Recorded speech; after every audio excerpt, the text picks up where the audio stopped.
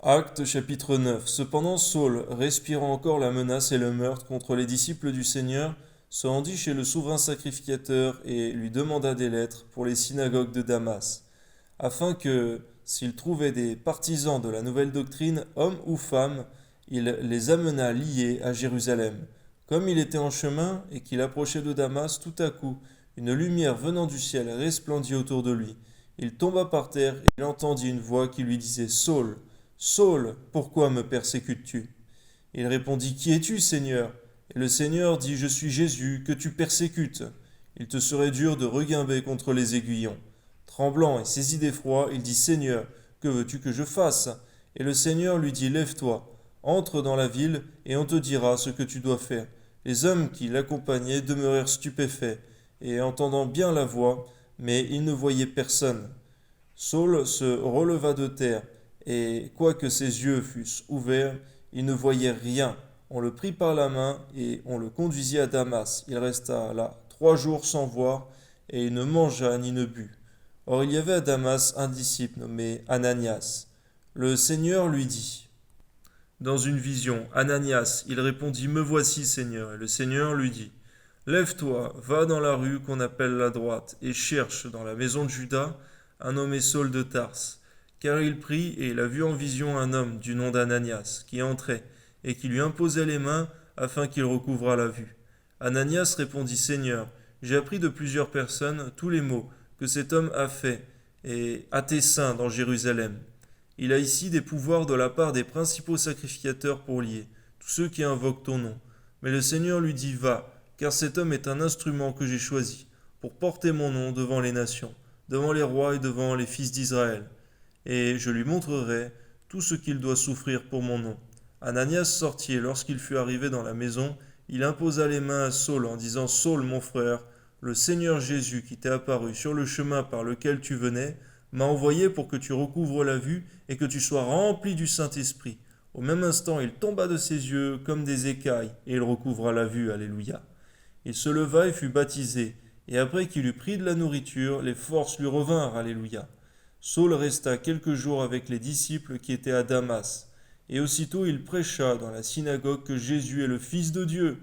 Tous ceux qui l'entendaient étaient dans l'étonnement, et disaient: N'était-ce pas celui qui persécutait à Jérusalem tous ceux qui invoquent ce nom?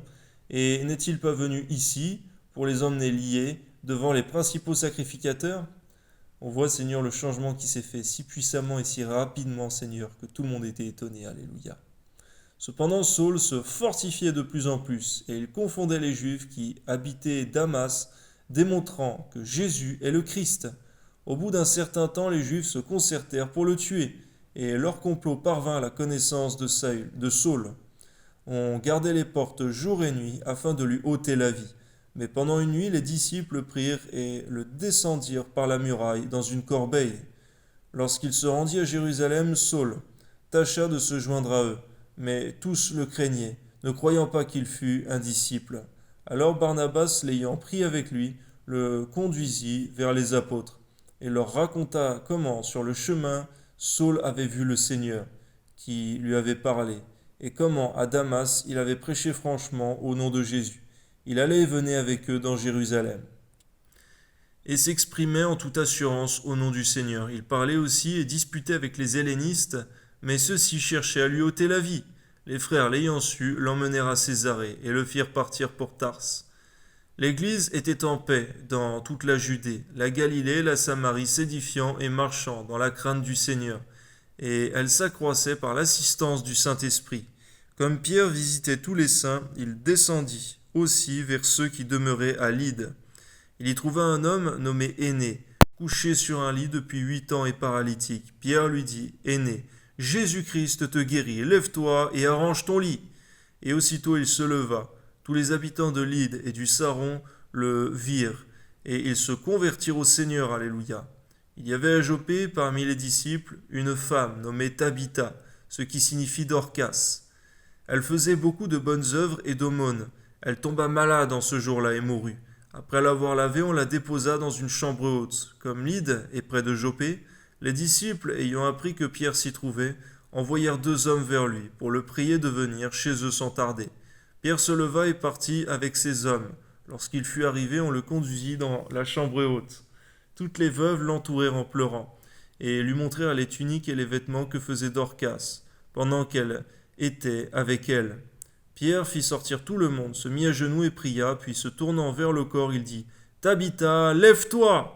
Elle ouvrit les yeux, et ayant vu Pierre, elle s'assit, et lui donna la main, et la fit lever. Il appela ensuite les saints et les veuves, et la leur présenta vivante, gloire à Dieu. Cela fut connu dans toute la Jopée, et beaucoup crurent au Seigneur. Pierre demeura quelque temps à Jopée, chez un courroyeur nommé Simon.